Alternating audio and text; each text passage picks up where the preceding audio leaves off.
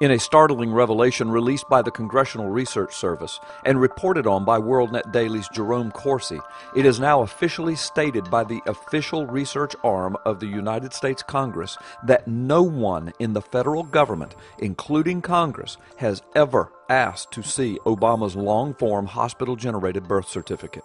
The official research document explains very clearly that no one was required to do so under the current election procedures.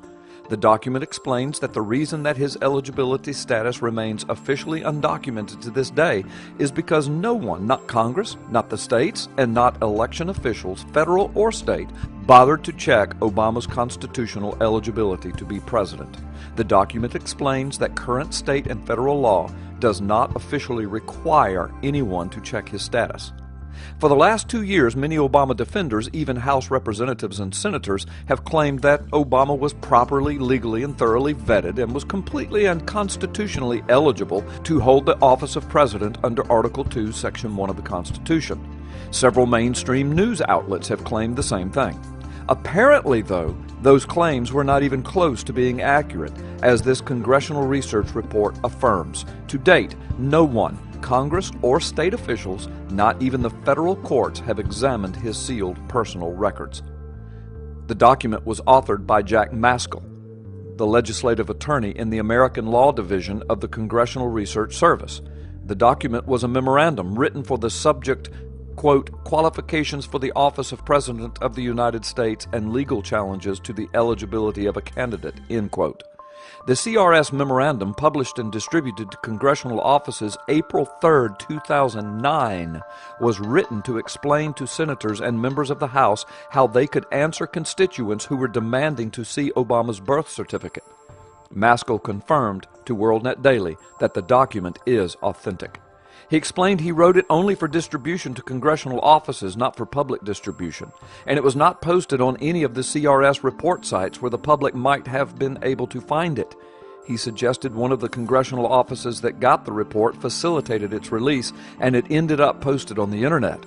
Apparently then, according to Maskell, the public, you know, the voters and citizens, we the people, were never supposed to see this document, which confirmed what so many of us knew and were saying all along. Of course, we were summarily dismissed as birthers. Think about this for a moment. After the document was written in April 2009, nobody in Congress could then claim that Congress or anyone else in the federal government had reviewed Obama's birth certificate or determined Obama was eligible to be president. It simply did not happen. Although claims of insistence upon Barack Obama's eligibility have continued to flow from certain members of Congress and even mainstream news media outlets. Again, any reporting of such since April of 2009 by any federal government institution, including the courts, could not have been accurate. Their reporting would have knowingly been false, according to this congressional document information.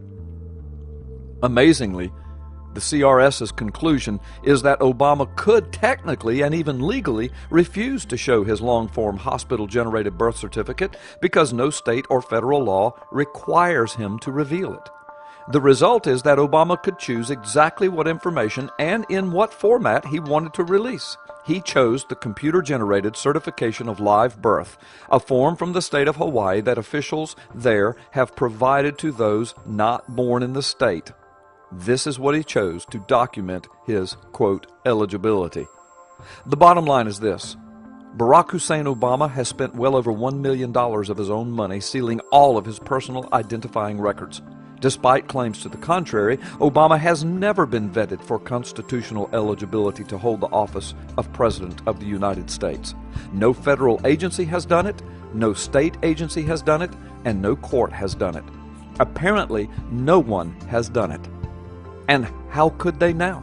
His records are sealed and covered up. Add to all of this the suspiciously odd fact that Senator John McCain, while a candidate for office of the president, was subjected to a full Senate investigation regarding his eligibility status, apparently with no legal requirement for such. Obama sat in judgment on that investigation as a sitting senator.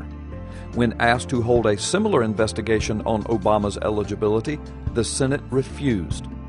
So it is not that Obama was not investigated innocently because no one required anyone to do so.